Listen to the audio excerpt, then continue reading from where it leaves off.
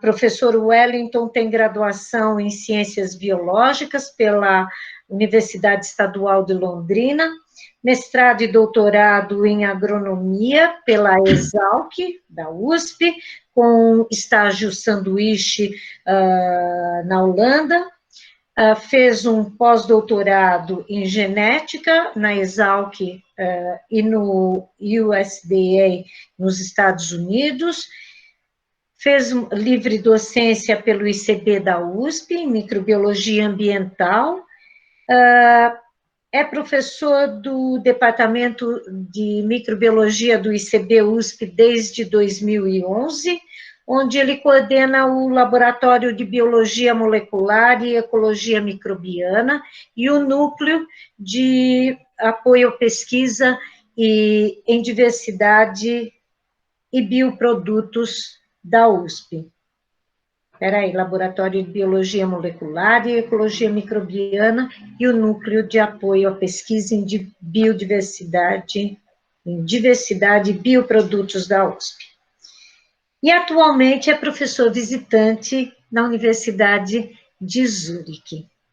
E vários outros itens do seu currículo, dos interesses em pesquisa, estão publicados na divulgação do seu seminário. Nós não vamos conversar, porque claramente você vai conversar conosco na sua apresentação, Wellington. O que eu quero dizer é que é um prazer tê-lo conosco. Muito obrigado pelo aceite do nosso convite. E eu estou com saudades de tê-lo ali no corredor, que é onde a gente se encontrava, né, diariamente, com saudades de ver esse sorriso no corredor, porque sempre essa alegria contagiante estava ali presente, né? Então, é um prazer tê-lo conosco no dia de hoje, e é com a esperança de que a gente se encontre em breve, novamente, presencialmente, no nosso retorno à universidade. Com você, então, Wellington. Muito obrigada. Muito obrigado, Regina. Muito obrigado, Márcia, pelo convite. Quando a Márcia me escreveu, eu fiquei muito contente de poder conversar com vocês, de apresentar o que eu estou fazendo, o que eu fiz, né, na verdade, e conversar um pouco com vocês, que eu estou com saudade da USP, saudade dos corredores. Sei que quando eu voltar daqui a pouco, não vai ser como eu saí, com essa crise que nós estamos aí de Covid, mas vai ser bom encontrá-los eventualmente quando puder, né? Fiquei bastante contente pela oportunidade. Vou apresentar aqui. Então, boa tarde a todos. Eu vou falar para vocês agora do nosso trabalho que tem desenvolvido no laboratório, que é um estudo com a bactéria chamada Burkholderia seminalis. E a gente tem abordado justamente que mecanismos de interação essa bactéria apresenta no ambiente. Por quê? Ela tem um grande potencial para ser um agente de controle biológico para doenças de planta, mas também ela apresenta características associadas à patogenicidade a humanos, a animais. Então, é justamente isso que eu vou mostrar um pouco para vocês que nós temos feito.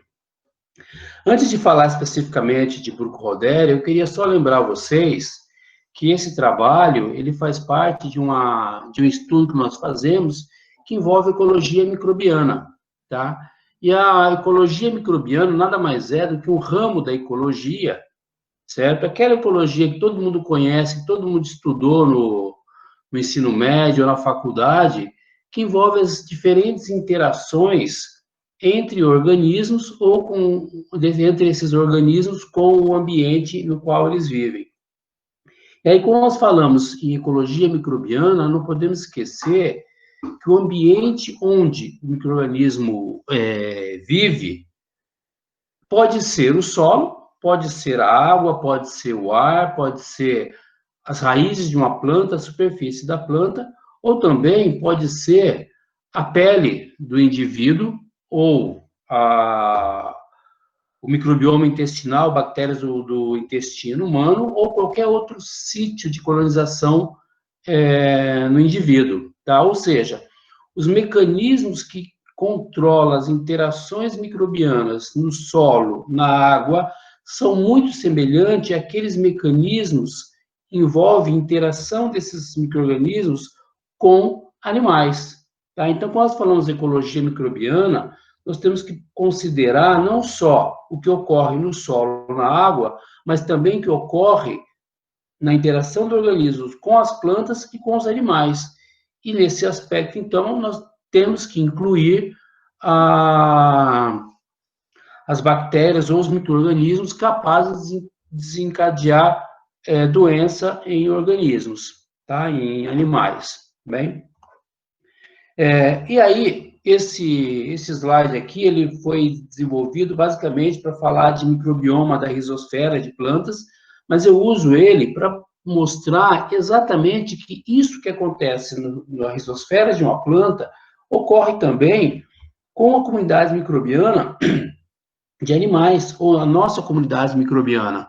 Nós sabemos que nós temos organismos, bactérias, leveduras, que são extremamente benéficas a nós, que nos auxilia na proteção contra doenças, diminuição de estresse, aquisição de nutrientes, da mesma forma que ocorre nas plantas. Mas nós também temos aqueles que causam doença. Todos nós sabemos aqui, ou conhecemos muito bem, aquelas espécies reconhecidamente que causam doença. Mas se vocês considerarem apenas uma espécie, por exemplo, E. coli, nós podemos descrever uma série de linhagens extremamente patogênicas, certo? Mas uma série também de linhagens que são benéficas ao indivíduo. E todas elas, dependendo dos mecanismos de interação, ou seja, genes que elas apresentam, ou do ambiente onde elas estão, elas podem desencadear quadros de doença ou não. Aqui também nós consideramos aqueles organismos que nós chamamos de os feios, são aqueles que, no caso de plantas, que causam contaminação em alimentos ou que causam doença em animais. Nós podemos incluir aqui, no caso da comunidade microbiana de animais, aqueles que, embora não sejam patogênicos, especificamente quando habitam um sítio específico, um descontrole nessa comunidade microbiana ou o fato de estar em sítios de colonização diferente pode desencadear um quadro, um processo inflamatório, um processo, uma infecção um pouco mais complexa. Ou seja, os mecanismos ou as estratégias de interação que ocorrem na planta também vão ocorrer nos animais. E aí existem algumas espécies que são capazes de estabelecer exatamente essas interações que eu estou mostrando para vocês aqui nas plantas e desenvolvem interações semelhantes em animais. E aí a pergunta que a gente quer responder aqui com o nosso projeto é justamente, será que os mecanismos, as estratégias de colonização da planta são as mesmas que envolvidas na colonização dos animais? De humanos ou outros mamíferos, por exemplo? Essa é uma pergunta que a gente tem trabalhado para tentar responder ao longo dos nossos projetos aqui. Basicamente, esse projeto com o Burkholderia, ele começou alguns anos atrás, quando nós observamos em uma espécie de orquídea lesões de necrose, como essa que vocês podem olhar aqui do lado esquerdo, causado por bactérias. Nós isolamos as bactérias, conseguimos fechar o postulado de Koch, verificar que realmente ela causava essas lesões em folhas e pseudobulbos de orquídea, não só na orquídea na qual nós isolamos, mas outras espécies, como Phalaenopsis, Miltonia, Cattleya, e também em outras plantas, como aqui no caso de pimentão. Tentando, então, entender um pouco essa doença, nós buscamos identificar que bactéria era essa, e verificamos que o agente causal dessa necrose em orquídea nada mais é do que uma bactéria chamada Burkholderia gladioli. Tá? Então, essa Burkholderia gladioli já foi descrita em outras espécies de plantas ornamentais, como um patógeno importante, e não tinha sido descrito em orquídea. Nós, então, fizemos a descrição dessa nova doença aqui no estado de São Paulo e caracterizamos essa bactéria Burkholderia gladioli.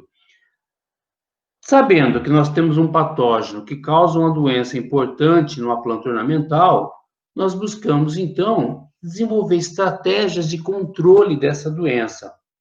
Para isso, então, nós usamos uma coleção de bactérias que nós tínhamos isolado de cana-de-açúcar. Nós iniciamos com mais de 500 isolados, tá? E selecionamos, posteriormente, 39 isolados de cana-de-açúcar que pertenciam ao gênero Burkholderia, certo? Essas bactérias, tínhamos visto anteriormente, que não eram capazes de causar doença em orquídeas ou em plantas de forma geral, e havia potencial para ser utilizadas para o controle de patógeno. Então, elas tinham capacidade de fixar nitrogênio, produzir reguladores vegetais que aumentam o crescimento vegetal, produziam sideróforos, se usava fosfato, que disponibiliza nutrientes para a planta, e conseguiu inibir bactérias patogênicas a plantas. Desses 39 isolados, nós verificamos que 25 isolados de Burkholderia eram capazes de controlar a necrose de orquídea. Então, aqui só um exemplo para vocês. A planta inoculada do lado... Vocês estão vendo o meu mouse, gente? Pessoal, Márcia? Sim. Sim, então tá. Aqui do lado esquerdo, então, vocês veem a planta, olha, inoculado com Burkholderia gladioli, com sintomas de necrose. A nossa bactéria, que uma das bactérias selecionadas, após inoculação, ela não causa nenhum sintoma, e quando nós fizemos a co-inoculação, não tem sintomas, ou seja, esse isolado aqui, de Burkholderia, controla a necrose causada por Burkholderia gladioli. Então, extremamente interessante isso como um produto tecnológico para controle dessa doença. Nós vimos também que esse controle ele é dependente de contato. Então, possivelmente, essa bactéria ela utiliza mecanismos de inibição dependente de contato. E não é capaz de induzir resistência sistêmica na planta, ou seja, ela não induz o desenvolvimento de imunidade pela planta, que é uma estratégia bem descrita também. Então, a gente já sabe aqui que o contato da nossa bactéria com a bactéria patogênica é importante para o controle. Então, isso já dá uma ideia de como a nossa bactéria faz o controle dessa doença. Nós verificamos também que esse isolado, que nós chamamos de TC342R3, ele controla essa necrose em todas as espécies onde a Burkholderia gladioli causa necrose. Em todas as espécies nós conseguimos o controle, ou seja, esse controle parece ser específico para a bactéria e não para o hospedeiro, tá? Além dessa bactéria, da Burkholderia TC342R3, ser capaz de controlar a Burkholderia gladioli em planta, ela também produz antibiótico contra xantomonas e compostos antifúngicos contra todos os fungos que nós testamos, sejam eles filamentosos ou leveduriformes. Então, sempre que a gente faz o pareamento da nossa bactéria TC342R3 com fungos, a gente observa inibição, mostrando também aí um potencial biotecnológico como agente produtor de compostos antimicrobianos. Nós caracterizamos esses compostos antifúngicos por diferentes estratégias. Vimos que um composto que é bastante produzido por essa bactéria é um raminolipídio, que já foi descrito em outras espécies, não exatamente esse, mas alguns raminolipídios são descritos como envolvidos com inibição de fungos. E vimos ainda que, no caso de Burkholderia TC342R3, a produção desse composto, desse raminolipídio, ele é induzido pela presença do fungo, certo? No caso aqui, de um Homiceta phytophthora, mas Fusarium também induz a produção de raminolipídio. Ou seja, baseado nesses estudos, nós verificamos que Burkholderia TC342 produz compostos antifúngicos, controla a Burkholderia gladioli, possivelmente o raminolipídio esteja envolvido com essa inibição, e a síntese do raminolipídio é induzido, aumenta na presença do fungo a ser inibido, mostrando, então, que, dependendo das condições ambientais, essa bactéria, ela vai aumentar ou não a produção de compostos envolvidos na interação com outros organismos no ambiente.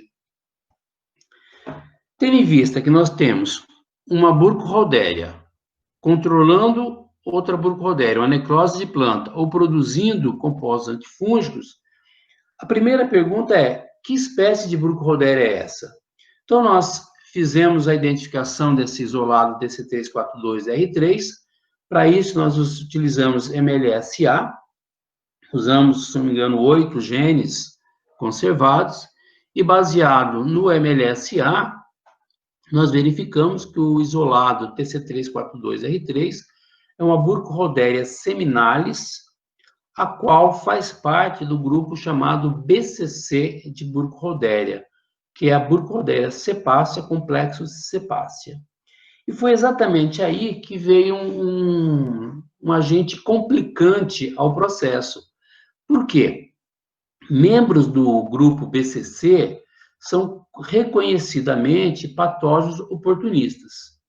Então, todas as espécies descritas dentro desse grupo, incluindo Burkholderia seminalis, ela já foi isolada de pacientes com fibrose cística, do pulmão de pacientes com fibrose císticas. E é muito bem conhecido que essas espécies de Burkholderia colonizam esses pacientes com fibrose cística, podem induzir quadros inflamatórios, que levam ao desenvolvimento de uma pneumonia, que levam à morte desses pacientes. Tá? Embora a gente saiba que na infância esses pacientes têm uma riqueza de espécies bastante grande, e isso envolve basicamente todas as espécies do grupo BCC, quando o quadro se agrava, essa pneumonia se agrava, normalmente algumas espécies de Burkholderia cenocepacia é que se mantém no paciente. Inclusive, é bem conhecido a linhagem J2315, ela é uma linhagem epidêmica, na qual sabe-se muito bem que ela causa, então, induz esses processos inflamatórios que levam ao óbito dos pacientes. Mas, de qualquer forma, todas essas espécies são reconhecidamente patógenos oportunistas que colonizam o pulmão do paciente. Considerando isso, então, nós começamos a tentar entender de que forma a nossa bactéria controla a doença de planta e se ela realmente é capaz de induzir, de colonizar animais ou ser um patógeno oportunista. E aí, então, a gente tem trabalhado justamente tentando entender um pouco quais são os mecanismos que essa bactéria, Burkholderia seminalis, utiliza para fazer controle biológico e para controlar, para colonizar animais e, eventualmente, ser um patógeno oportunista. Burkholderia, então, é um gênero bastante interessante, por quê? Você encontra espécies, como eu falei para vocês ali, que são organismos patogênicos, como Mallei e Pseudomallei, são patógeno oportunista, as bactérias, principalmente do complexo cepacia, são agentes de controle biológico, são fitopatógenos, colonizam fungo, promovem crescimento de planta, tá? Isso de forma geral, todas as espécies. Mas se nós considerarmos apenas o complexo cenocepacia, na qual a nossa bactéria está presente, e aí um exemplo bem clássico desse complexo é a Burkholderia cepacia. A Burkholderia cepacia, basicamente, ela pode ser patogênica à planta, então o nome dela, cepacia, justamente porque ela foi isolada como um patógeno de alho cepo, que é a cebola, tá?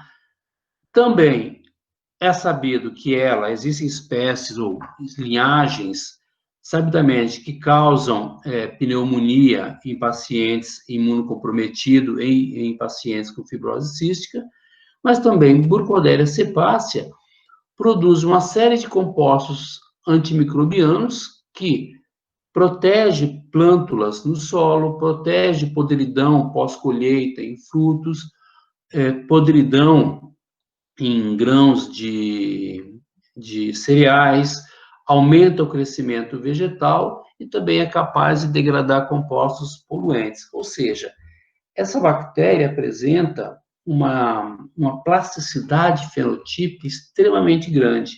E dependendo do hospedeiro em que ela está, ou do genótipo do hospedeiro, basicamente, ela pode se comportar como um agente do mal, um agente do bem, ou um agente que não causa nenhum tipo de resultado claro no seu hospedeiro. Bem, vocês poderiam perguntar, Wellington, mas existem diferenças genéticas entre as linhagens que causam doença em plantas, ou que causam doença em animais, ou que promove o crescimento de planta? Basicamente, eu vou afirmar para vocês que, dentro do complexo cepacia, ou seja, do BCC, nós não conseguimos diferenciar geneticamente as linhagens com base no seu perfil de interação no ambiente. Não existe um padrão de interação, um padrão genético que monta ou que identifica clusters de isolados que causam doença em animais, ou que causam doença em planta, ou que causam benefício ao seu hospedeiro. Ou seja, basicamente o que parece é que todas as linhagens, todas as espécies do complexo cepacia apresentam um pool gênico que permite tanto colonizar animais como colonizar planta, tanto causar doença em animais como causar doença em planta, ou promover crescimento ou benefícios ao seu hospedeiro. Ou seja, se elas têm genes para todos esses diferentes tipos de interação, o que regula a interação? De que forma ela controla ou coloniza um ou outro hospedeiro, ou promove crescimento, ou causa doença?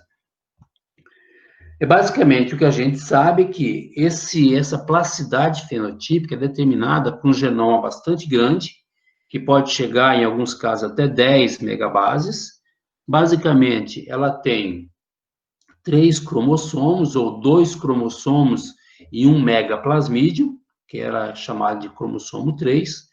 Nós chamamos de megaplasmídio agora porque tem um estudo, já de alguns anos atrás, que eles conseguiram retirar o cromossomo 3 e a bactéria continuou viável, mostrando que ela não é essencial para a replicação da célula, a sobrevivência da célula, mas ela contém genes importantes para interações no ambiente.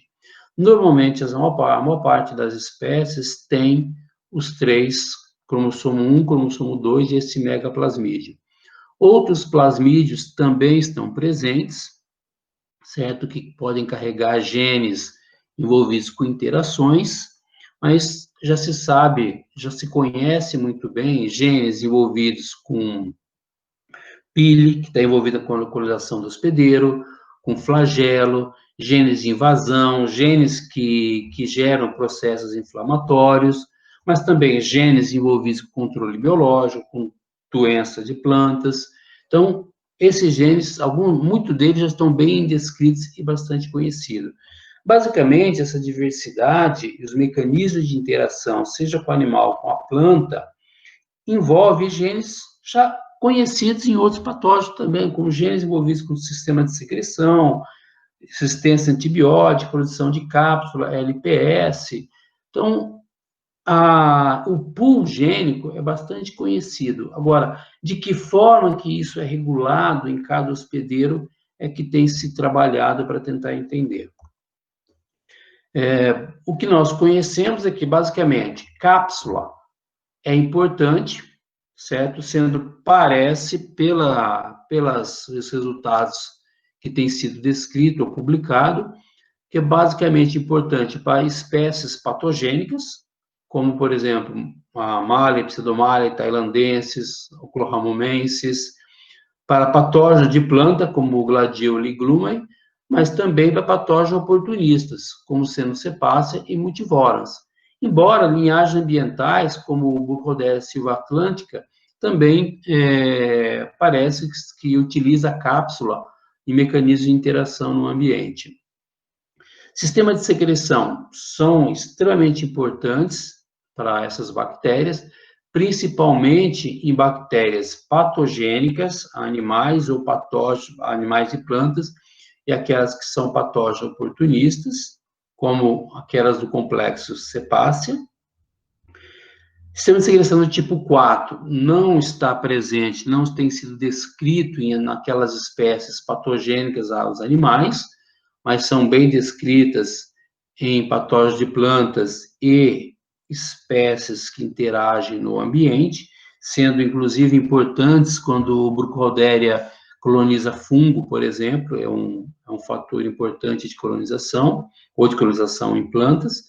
Sistema de secreção de tipo 6 também parece ser importante, principalmente para patógenos de animais, embora esteja presente também em linhagens ambientais e patógeno oportunista.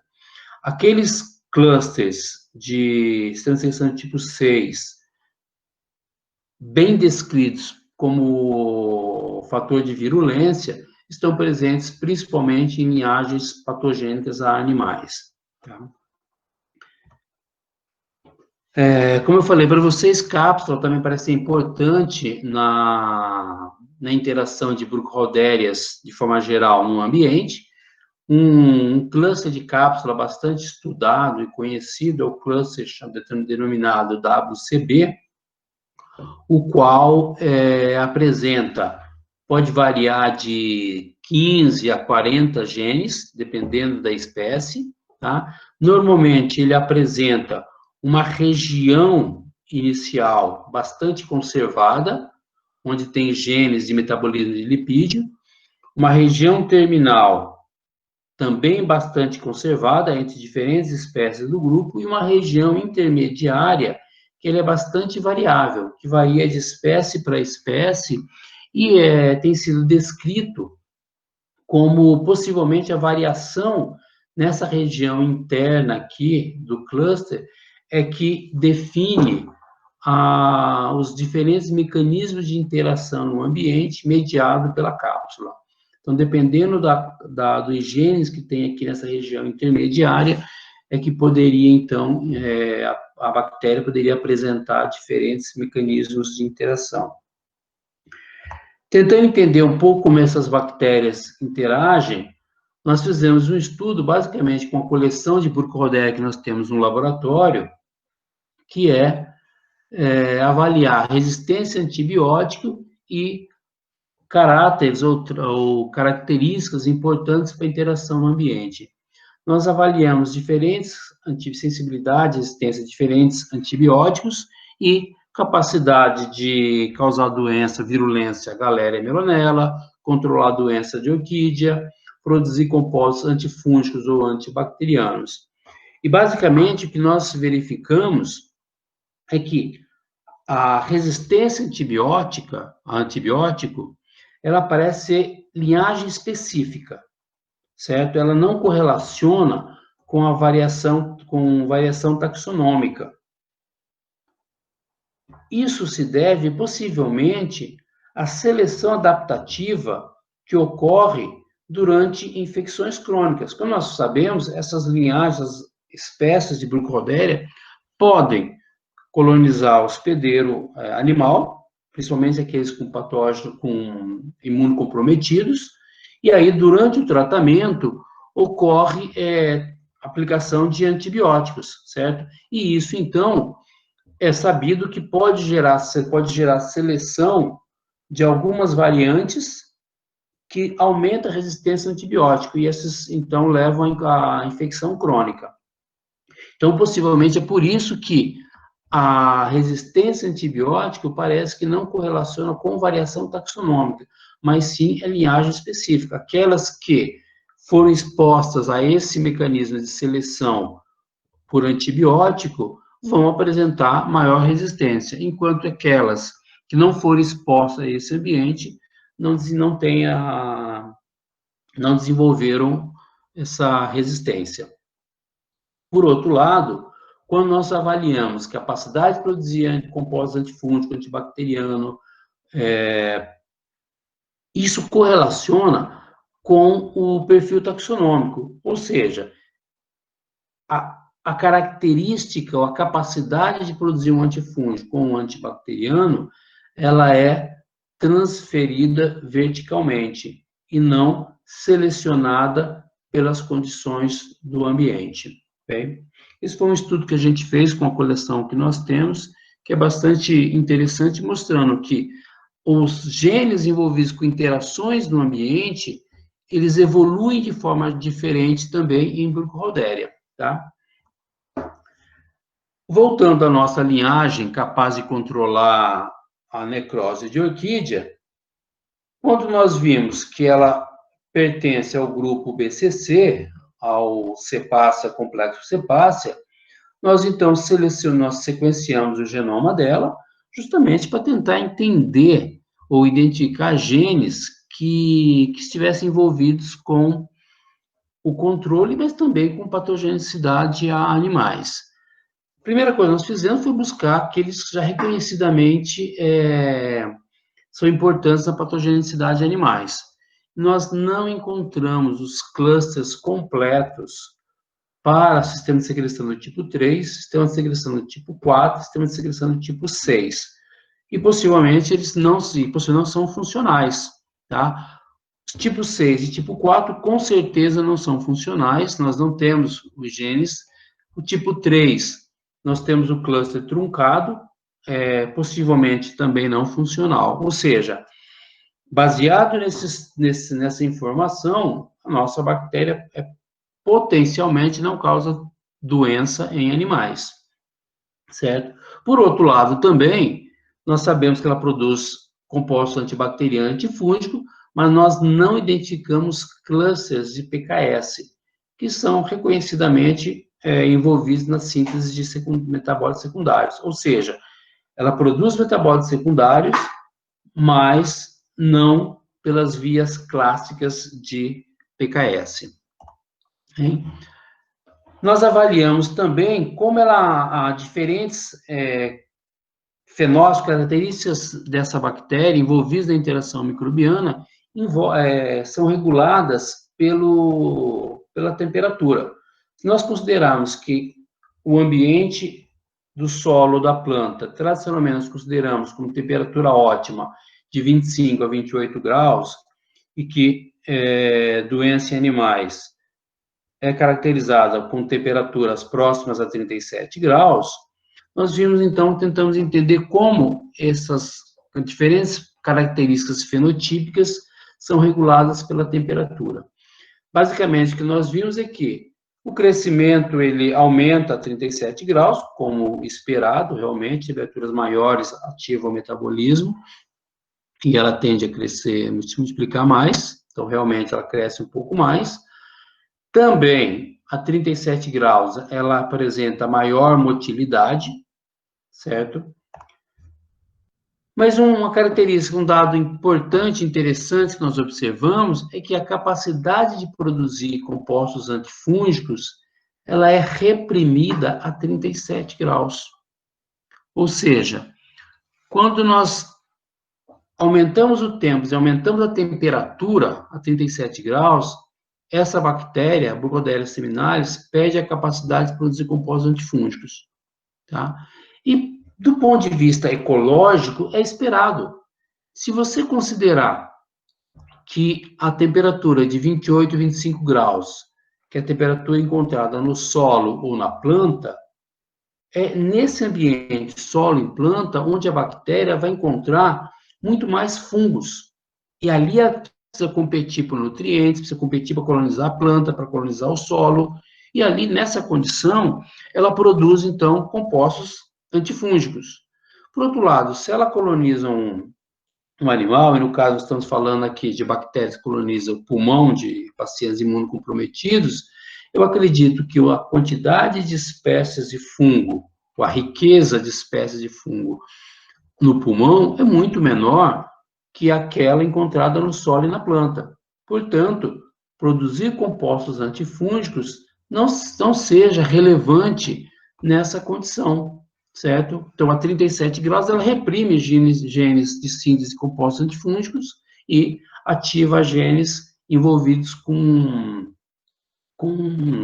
fatores importantes para colonizar o hospedeiro, bem? Nós vimos também que a produção de biofilme, ela é reprimida a 37 graus. Isso para a gente foi uma surpresa, já que uma característica importante de Burkholderia é produzir biofilme no pulmão do hospedeiro, certo? Mas no nosso caso, a nossa linhagem, ela reprime a produção de biofilme a 37 graus. E nós já testamos outras espécies, inclusive espécies de Cenocepácea, que são reconhecidamente patógeno oportunista, também diminui a produção de biofilme a 37 graus. Então, a temperatura, ela tende a diminuir o biofilme e também a produção de EPS, como vocês podem ver aqui. Tendo em vista que essa bactéria produz biofilme no pulmão, nós então acreditamos que a produção de biofilme e EPS, embora seja reprimida a 37 graus, ela deve ser induzida por outros fatores. E aqui, possivelmente, deve entrar o quorum sensing, que está envolvido com interações com outras espécies que também colonizam o pulmão do hospedeiro. E aí, então, a gente precisa avaliar um pouco melhor de que forma isso está ocorrendo. Mas, de forma geral, essas espécies de Burkholderia complexa Cenocepácea, ou Cepácea, reprimem o biofilme a 37 e reprimem a produção de EPS a 37 graus. Nós também testamos a capacidade dessa bactéria, ou a patogenicidade dessa bactéria a um animal modelo, que é a Galéria melonella. E aqui nós observamos claramente que a patogenicidade, a virulência, a Galéria melonella, é controlada por temperatura. Então, quando nós mantemos a Galéria a 37 graus, com 24 horas, nós temos morte de basicamente 100% das larvas inoculadas. Quando nós deixamos a 28 graus, nós vamos ter essa mortalidade de 100% apenas após 60 horas de inoculação. Ou seja, o aumento de temperatura aumenta a virulência dessa bactéria, possivelmente ativando os genes envolvidos com virulência. Nesse caso aqui, então, possivelmente, biofilme, que é reprimido essa temperatura, não deve ser um fator de virulência para a Galéria melonella. Se a nossa bactéria causa patogênica a Galéria, isso é um indício de que ela poderia ser patogênica também a mamíferos, tá? Considerando, inclusive, que a patogenicidade aumenta a 37 graus. Nós testamos essa bactéria em Baobicê, de camundongos. Nós observamos, via a inoculação intraperitoneal, que não houve morte dos animais. Portanto, por inoculação intraperitoneal, não ocorre, essa nossa bactéria não é patogênica. Nós testamos recentemente também via inoculação nasal, e também ela não se mostrou patogênica a camundongo. Então, parece que a nossa linhagem, ela não é patogênica a mamíferos nestas condições testadas, tá? Mas ela é patogênica a Galéria, com toda certeza.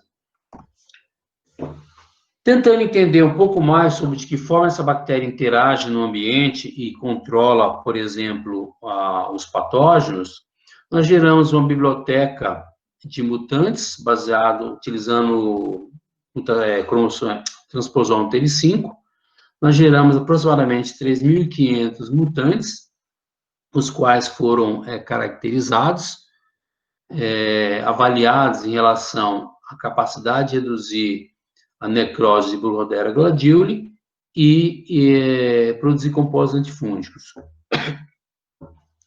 Nós caracterizamos 16 mutantes, mas vou apresentar para vocês aqui, basicamente, os dados de 3 mutantes, que são mutantes, todos eles com o transposon foi inserido no gene de uma glicosiltransferase do grupo 1. Tá? Esses mutantes, todos eles mantiveram a capacidade de inibir Burkholderia gladioli in vitro, mas perderam a capacidade de inibir Burkholderia gladioli na planta, certo? Ou seja, a produção de um antibiótico contra a Burkholderia gladioli se manteve in vitro, mas a capacidade de controlar a doença na planta foi perdida, tá? Mostrando que existem mecanismos diferentes de controle da Burkholderia gladioli, seja na planta, seja in vitro. Todos esses mutantes apresentaram o mesmo padrão de crescimento, mesma taxa de crescimento que a linhagem selvagem, mostrando que a falta de controle não se deve à diminuição do crescimento, deve ser outros fatores, tá? Esses 3 mutantes que eu falei para vocês, a glicosiltransferase, nós observamos que essa glicosiltransferase, ela é um gene do cluster WCB, que é um gene que eu já falei para vocês, envolvido com cápsula, síntese de cápsula, e aqui é a região de cápsula chamada CPS1, que já é conhecidamente envolvido com interações microbianas. Como eu havia dito para vocês, essa região central aqui do cluster está possivelmente envolvido com interações microbianas, e é justamente nessa região que o gene WCBE está, no qual a gente tem os 3 mutantes no nosso cluster de Burkholderia seminalis, TC342R3. Bem, esse cluster já foi bem descrito, bem estudado em outras bactérias, mas principalmente em patógeno humano, que é a Burkholderia mallei e a Pseudomallei. Então, mutantes foram gerados, descritos, a função de cada gene desse na síntese de cápsula. E sabe-se que a cápsula é um fator de virulência para essa bactéria em animais. Mas como, então, esse gene, que está muito bem descrito em Mallei e Pseudomallei como um fator de virulência em animais, está presente em Burkholderia seminalis, e no nosso caso, os mutantes para esse gene, eles perderam a capacidade de inibir patógeno, inibir Burkholderia gladioli. Então, qual o papel desse gene ou da cápsula nesse processo de controle da necrose? A primeira questão que foi levantada é: será que o nosso mutante para esse gene, devido à falta de cápsula ou devido à alteração no padrão da cápsula, não seria capaz de colonizar a planta? Pelo contrário, nossos mutantes colonizam a planta da mesma forma que a linhagem selvagem, ou seja, a mutação desse gene WCBE pode até gerar mudança na cápsula, mas não está associada à colonização da planta, apenas a inibição da necrose. A Priscila, que foi minha aluna recentemente, alguns anos atrás, ela caracterizou melhor esses mutantes e verificou que, além desse mutante, desse gene WCBE, essa glicosiltransferase, não ser mais capaz de colonizar, de controlar a necrose de orquídea, ele também perdeu a capacidade de inibir fungo. Ou seja, essa glicosiltransferase não está envolvida apenas na interação da Burkholderia seminalis com a necrose de orquídea, mas também com a síntese de compostos antifúngicos, certo?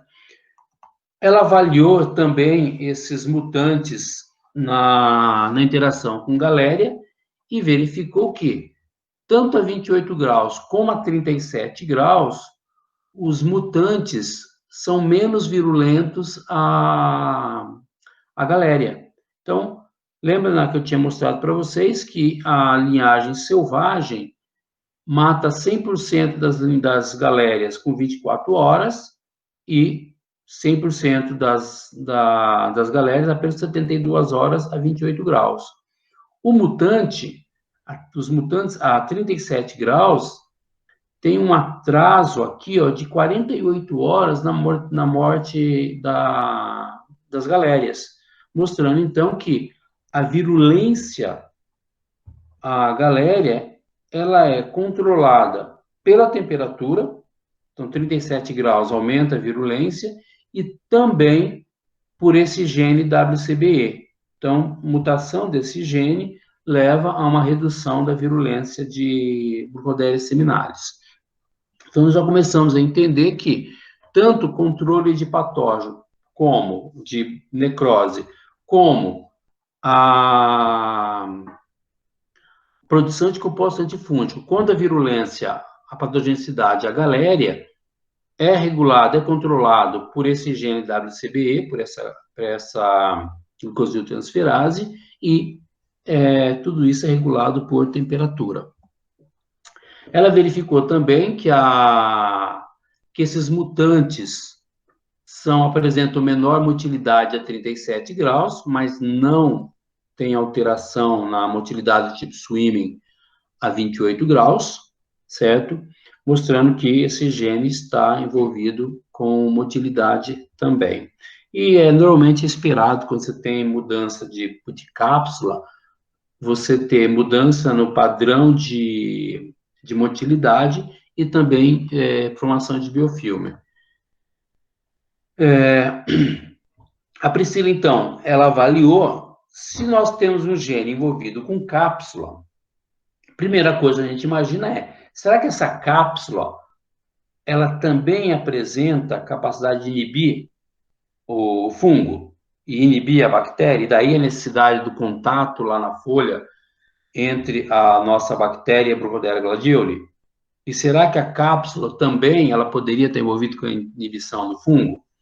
A Priscila extraiu os EPS da linhagem selvagem e dos mutantes e testou contra fungo. E verificou que o EPS produzido não tem qualquer efeito sobre o crescimento de fungo, seja da linhagem selvagem, seja dos mutantes que nós avaliamos. Portanto, embora o gene WCBE esteja envolvido, esteja num cluster de cápsula e seja descrito como gene responsável ou envolvido na síntese de cápsula, a cápsula em si não está envolvido com a inibição de fungo ou controle da necrose, tá? Então, nesse aspecto, veio a primeira ideia de que talvez esse gene WCBE ele tivesse um efeito pleiotrópico, tanto atuando na síntese de cápsula como na síntese ou secreção de compostos antifúngicos ou antibacterianos na planta.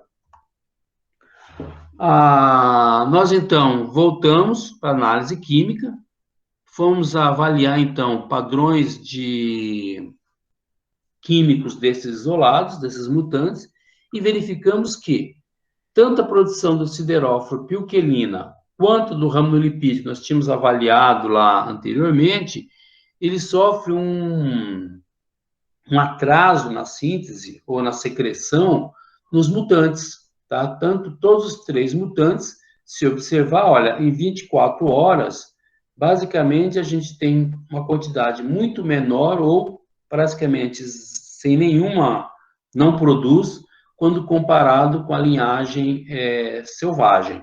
Mostrando, então, que esse gene WCBE, possivelmente ele atua mudando a secreção ou a regulação da síntese de diferentes compostos envolvidos com interações no ambiente, como aqui no caso o siderófora, pilquelina, e esse raminolipídio aqui.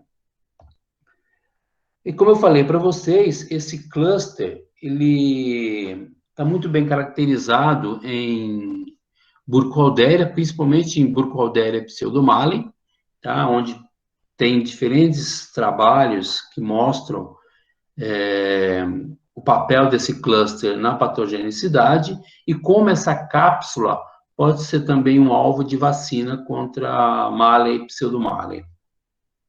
Nós começamos a caracterizar melhor, entender melhor esse cluster, e nós verificamos que esses genes, 5 genes aqui, descritos como envolvidos na síntese de lipídio, que é onde ancora a cápsula, tem um gene, que é o gene WCBR, que tem domínios PKS, tá? Então, nós temos lá domínios metiltransferases, cetorredutase, enoilredutase, mas o domínio de hidratase não está presente. Então, está descrito como síntese de lipídio, certo? Em Burkholderia pseudomallei, e nós, então, levantamos uma hipótese de que, talvez, em Burkholderia seminalis, esse gene poderia estar envolvido, sim, com a síntese de lipídio que ancora a cápsula, mas também poderia estar envolvido com a síntese de um metabólito secundário, já que o gene WCBE, que está nesse cluster, que é uma glicosiltransferase,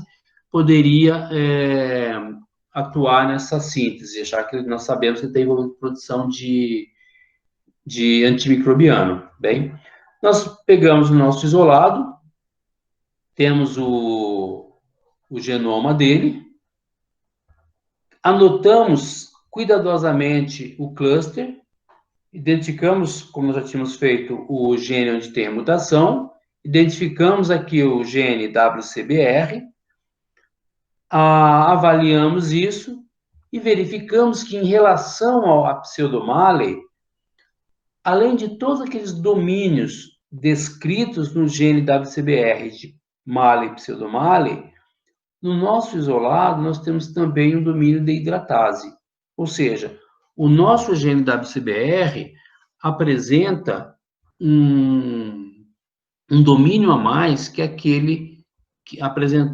presente em Burkholderia Mallei e pseudomallei. Ou seja,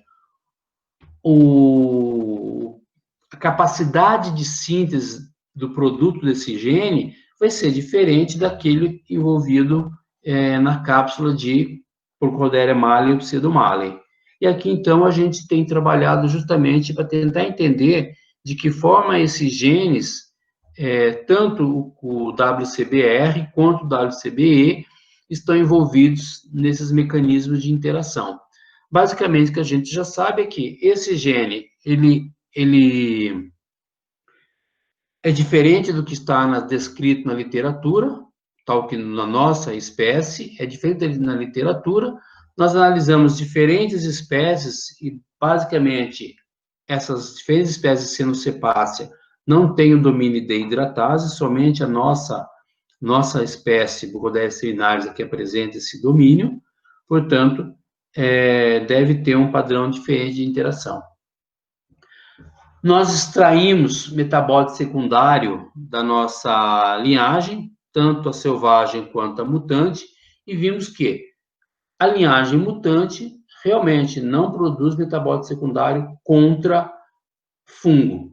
E a linhagem selvagem, sim, produz metabólito secundário contra fungo.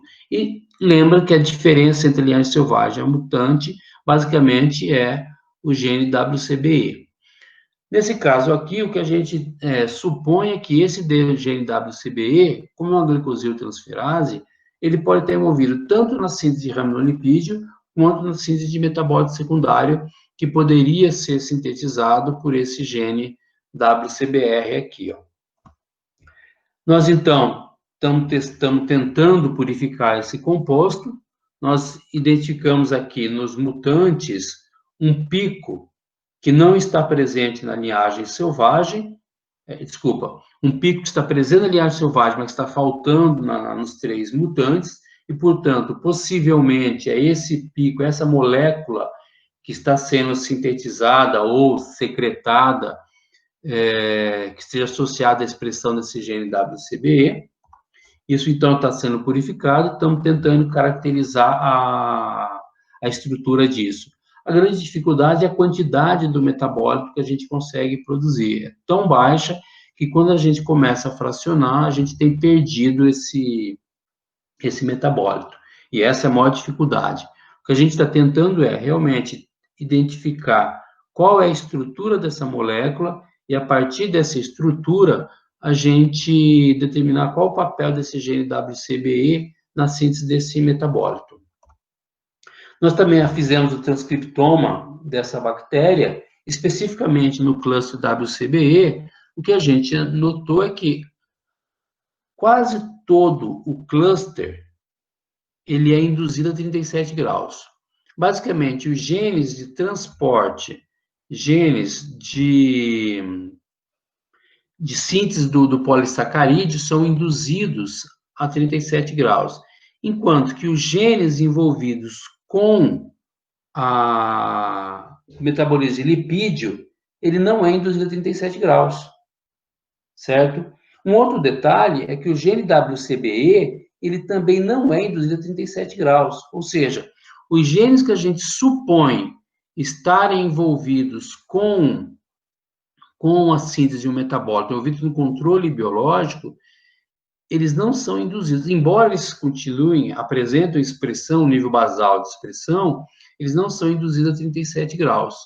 Então, aqui é uma questão que é importante, é que, se você considerar uma expressão basal desses genes a 28 graus, sabendo que o gene WCBE apresenta o efeito pleiotrópico, ora, o produto desse gene atuando na síntese de cápsula, ora, atuando na modificação ou síntese de um composto antifúngico, quando você aumenta a síntese de uma expressão de genes de cápsula, basicamente o que você faz é desvia a curva para a síntese de cápsula ao invés de metabólito secundário. E é justamente isso que a gente observa com a inibição da síntese de metabólito secundário aqui, bem? Então, o que a gente supõe aqui é que a temperatura seja um fator importante na expressão desse gene, desse cluster, e esse cluster ele teria um papel tanto na síntese de cápsula, que seria um fator de virulência importante no hospedeiro, quanto na síntese ou secreção de metabólito secundário, que estaria envolvido com interações no ambiente, no solo, na planta, e assim por diante, no nosso caso, caracterizado pela capacidade de produzir antifúngicos. Então, basicamente, o que a gente tem observado é que o cluster WCBE em Brucodélia seminalis, ele é regulado, ao que nós chamamos de temperatura clínica 37 graus, ou ambiental, lá solo e planta.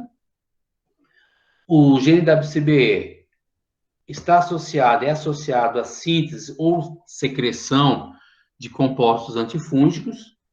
Ele também está envolvido com a síntese de um metabólito ou de uma característica de bactérias seminalis envolvida com o controle de Burkholderia gladioli.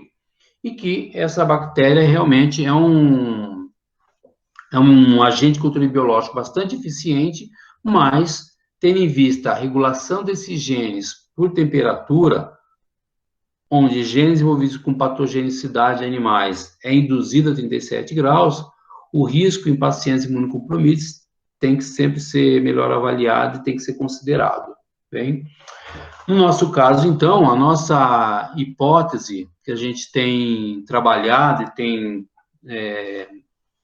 desenvolvido diferentes projetos é que esse cluster WCBE, ele tem um efeito pleiotrópico, seja associado à síntese de cápsula, onde já foi bem caracterizado, muito bem descrito, e na síntese ou secreção de metabólito secundário. Essa é o que a gente está tentando entender, exatamente.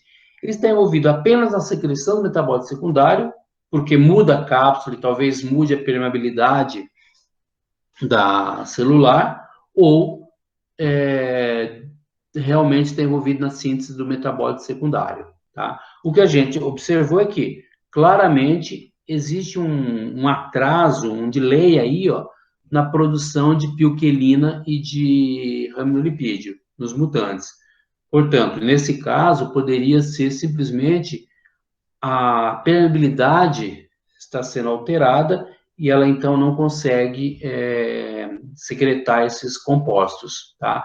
Mas, basicamente, o que a gente observa é que esses genes e, possivelmente, todo o cluster esteja envolvido tanto com características que determinam uma bactéria como boa, então, controle biológico, aumento de produção de planta, crescimento de planta, como a patogenicidade a animais, no caso de galéria, tá? Então, esse é o que a gente tem trabalhado. Gostaria de agradecer toda a equipe que tem trabalhado duro aí nos diferentes projetos, que contribuem com esses resultados, tá? Aqui é só uma parte do grupo, existem outras pessoas que já saíram do grupo, mas que contribuíram bastante com esses resultados, e os diferentes parceiros que ao longo desse projeto nós fomos adicionando ao grupo, em especial agora o Dr. Lee Weber, que tem trabalho, onde eu estou aqui como professor visitante, tá? Obrigado, e estou aberto a perguntas. Obrigada, Wellington, muito interessante a sua apresentação. Gente, perguntas? Posso começar? Wellington, você disse que a produção do raminolipídio ela é induzida pela presença do fungo também. Isso. Você não pensaria em, para aumentar, então, a expressão do raminolipídio, em fazer algum protocolo, por exemplo, como um transwell, fazer a produção, o fungo em cima e a sua Burkholderia embaixo, e de maneira a induzir mais essa produção? Sim, isso a gente desenvolve diferentes estratégias para melhorar a produção desse raminolipídio. Uma é colocando substrato sobrenadante do fungo, a gente consegue aumentar, melhorar essa produção, a capacidade de... Ou sobrenadante do fungo. Isso, exatamente. Nós já tentamos parear isso usando membrana de diálise também. Isso que eu pensei. No caso da membrana de diálise, o grande problema é que aí o antifungo produzido pela Burkholderia, ele difunde e inibe completamente o fungo. E aí, rapidamente, o efeito do fungo diminui. Não, sim, mas de qualquer maneira você Entendeu? tem... Mas nós aumentamos, sim, a gente consegue aumentar isso, aumenta. Tá? O que a gente observa é que a temperatura é o fator mais importante, que induz ou reprime a síntese desse antifúngico. E clonar esse cluster e expressar em algum outro vetor, um vetor de expressão, alguma coisa assim, seja... Na verdade, a gente caracterizou já o cluster de raminolipídio seminários, está bem descrito, está lá, a gente conhece, mas o raminolipídio, de forma geral, já tem diferentes trabalhos que produzem, que estudam isso. O que nós estamos tentando, basicamente, é entender de que forma esses genes, esses clusters envolvidos com interação, eles são regulados diferencialmente em diferentes ambientes. O que a gente tenta entender é justamente como uma bactéria, como a Burkholderia, ela é capaz de controlar uma doença de planta, de causar doença em mamífero, certo? Que são ambientes, são funções ecológicas completamente diferentes, certo? Você colonizar o pulmão de uma pessoa imunocomprometida e colonizar a rizosfera de uma planta são características, são genes completamente diferentes que imaginava-se. Porque a gente está mostrando que não, que na verdade alguns clusters específicos eles são regulados diferencialmente pela temperatura do hospedeiro, nesse caso, tá? Para produzir diferentes características, gerar diferentes características que permite, então, a interação diferente, tá? Se eu souber exatamente isso, isso vai me permitir, por exemplo, estabelecer o que determina em Burkholderia que uma criança com 8, 9 anos tenha lá 10, 20, 30 espécies de Burkholderia em seu pulmão, certo? E, ao longo da sua vida, começa a ocorrer seleção de algumas espécies e, dependendo das espécies que se mantêm no pulmão dessa criança, no adulto já, você vai desenvolver quadros inflamatórios bastante severos, certo? E desenvolver pneumonia, e vai desenvolver sepsemia, que pode levar esse indivíduo à morte. Então, se eu reconhecer exatamente quais são os mecanismos que regulam essas interações que levam à seleção de alguns genótipos, eu consigo desenvolver protocolos de prevenção da pneumonia lá no futuro. Da pneumonia pela fibrose cística. Exatamente. E sobrevivência, então, e algum modelo experimental de fibrose cística, você não acha que seria... Porque ela se mostrou não patogênicas em animais selvagens, mas no homem ela é um patógeno para os indivíduos com fibrose cística. Isso. Então, o ideal não seria também desenvolver um modelo experimental de fibrose, da patogenicidade dela em fibrose cística, no modelo experimental? A gente está justamente, eu estou com um sprint com a FAPESP, que agora teve que parar enquanto eu estou aqui, com a pandemia também, justamente com um grupo de Belfast, que eles trabalham exatamente com modelos para esse estudo. E um modelo que a gente quer desenvolver é justamente, porque o meu interesse é nessa área mais de interações. Então, modelos de interação de microbioma do pulmão, certo? Esse sprint é justamente estar discutindo isso, desenvolver modelos de interação no pulmão de comunidade microbiana, de que forma esse microbioma do pulmão evolui ao longo do tempo e qual o papel de cada espécie de Burkholderia. E aí tentar entender também de que forma esses mecanismos que envolvidos na interação com o animal, com o paciente, também estão associados ao microbioma de planta. Porque Burkholderia, espécies de Burkholderia do grupo BCC, é o grupo mais dominante na rizosfera de cana-de-açúcar, por exemplo. Se pegar a cana-de-açúcar, é Burkholderia para todo lado. E todas essas espécies reconhecidamente patógeno oportunistas estão lá em cana-de-açúcar.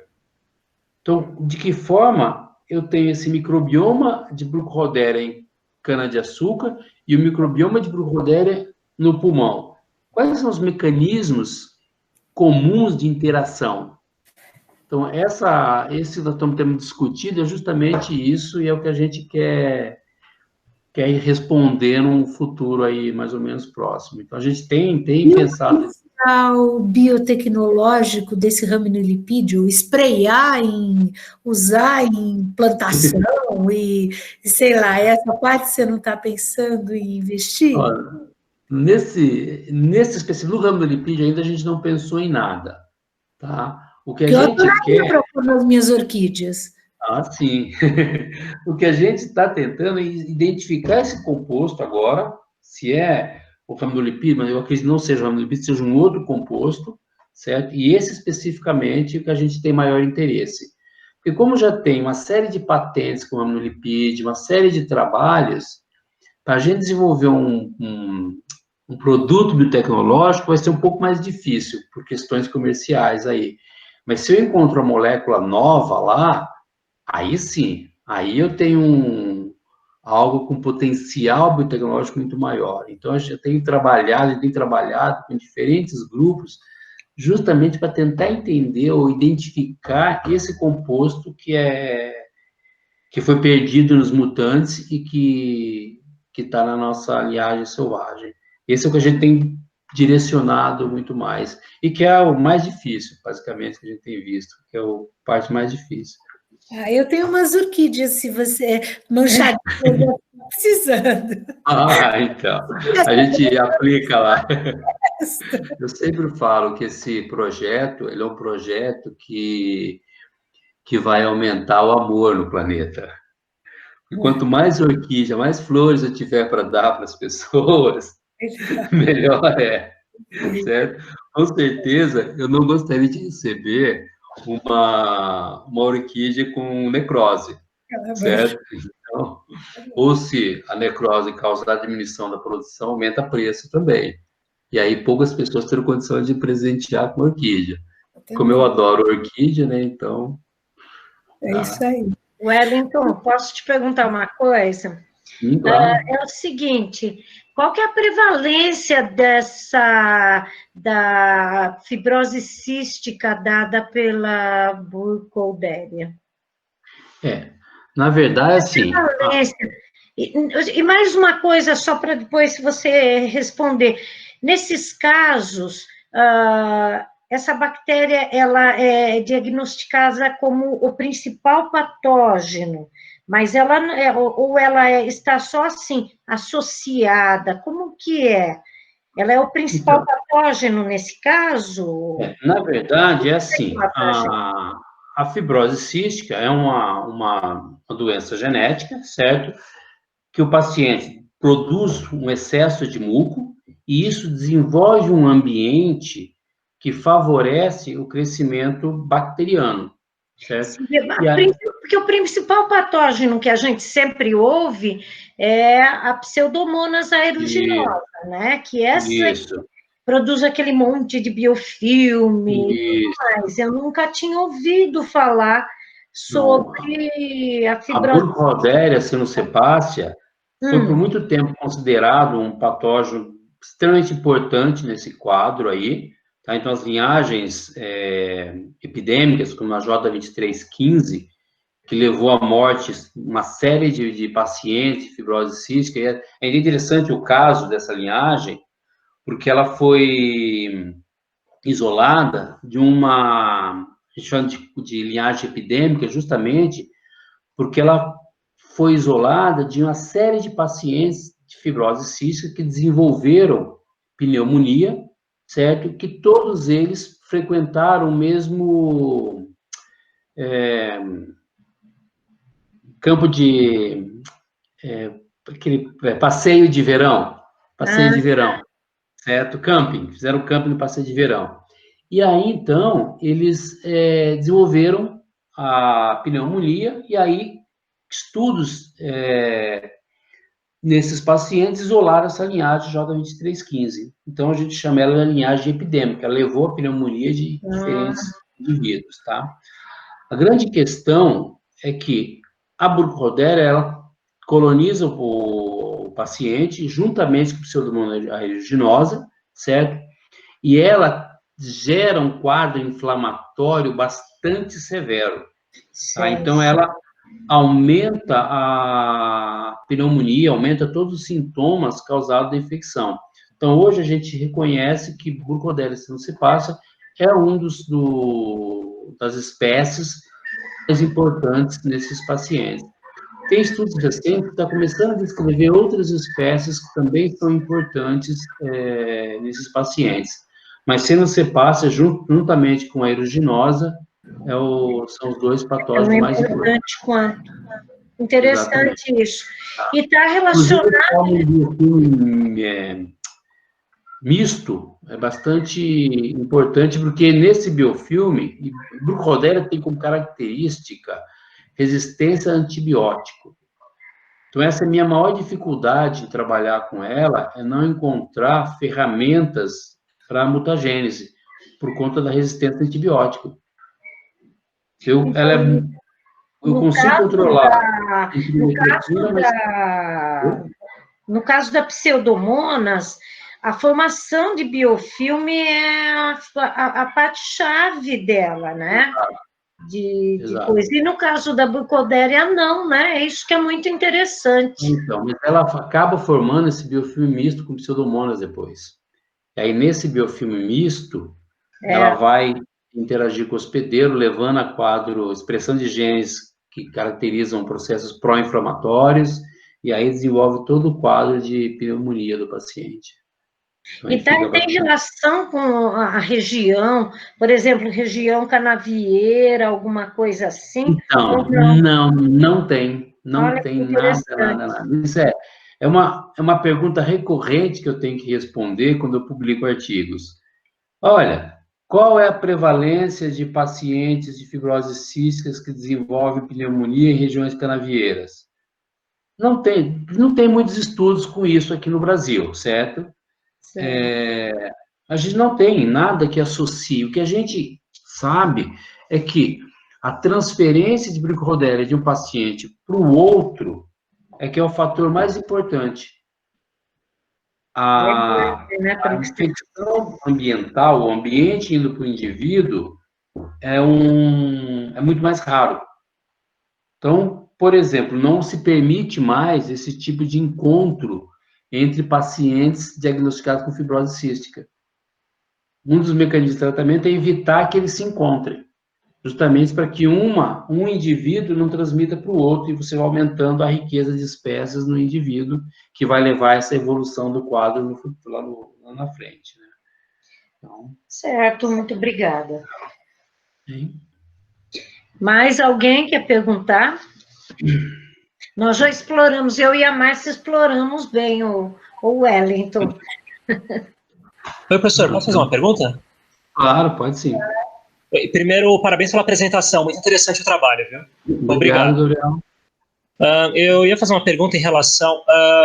bem, isso começou tudo com vocês vendo interação antagonística, competição entre essa Burkholderia seminalis contra a Gladiolis, que vocês viram, pelo que você mencionou, ser dependente de contato.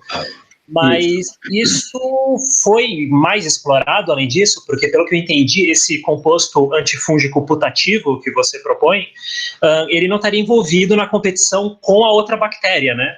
Outros mecanismos, por exemplo, que são dependentes de contato, por exemplo, CDI, piocinas, talvez os sistemas de secreção, que eu vi que você mencionou, talvez não estejam complexos do genoma dessa bactéria, isso está sendo estudado? Foi estudado? Então, esse é um dado que eu não apresentei aqui, porque eu estou trabalhando aqui.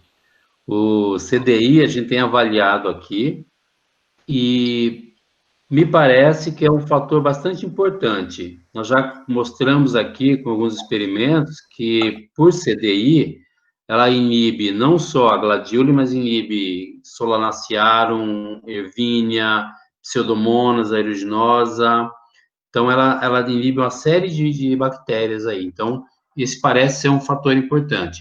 A gente vai ter que agora, que é uma dificuldade que eu tenho com essa bactéria, como eu não tenho sistema de secreção, que normalmente está envolvido com CDI, certo? Embora existam outros genes também envolvidos, eu tenho que começar a testar quais são os genes potencialmente importantes no CDI para essa bactéria. Nós estamos começando a trabalhar com isso. Mas, de fato, CDI parece ser importante, mas não é o único fator de controle da gladiole.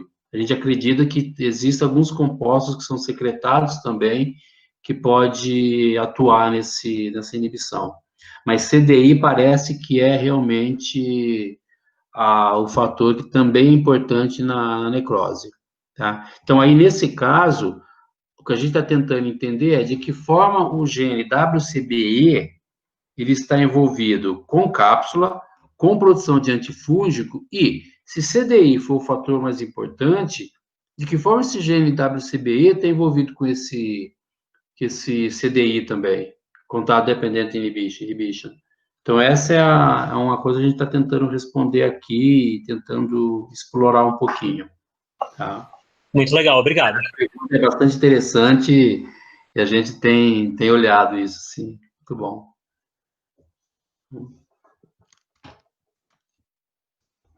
Mais alguma questão? Mais alguma pergunta, gente? Então, eu queria agradecer muito o Wellington pela sua apresentação. Esperamos que você volte logo e que a gente possa nos cruzar no ICB muitas vezes, aliás, como todo mundo, né? E eu lembro vocês que a semana que vem nós não teremos seminário, e só daqui a 15 dias, então, nós teremos um novo seminário, tá? Obrigada a todos, obrigada pela presença, muito obrigada, Wellington. Obrigado, um abraço a todos e espero rapidamente poder encontrá-los e encontrá-los com saúde, né? Que todos se mantenham saudáveis e bem aí nesse período de crise, tá bom? Parabéns, Wellington. Parabéns pela apresentação, viu? E obrigada. Até mais. Obrigado, Nina. Tchau, tchau. Um abraço a todos. Tchau. Obrigada a todos aí. Tchau, tchau, gente. Tchau para vocês.